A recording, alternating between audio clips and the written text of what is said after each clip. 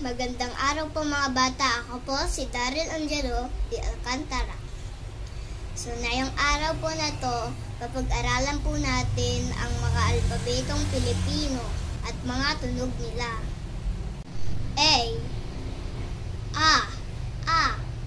araw. B, bola. D, daga. E, elepante. G, gatas. H, hare. I, isda. K, kalabaw. L, lamok. M, mama. N,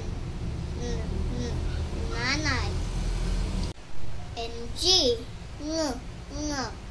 ngipin.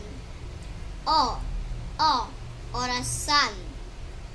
P, pakwan. R, rosas. S, sagi. T, tatay. U, ubas. W,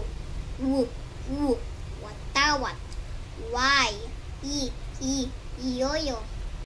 Yun lamang po. Salamat po sa panonood. Bye-bye!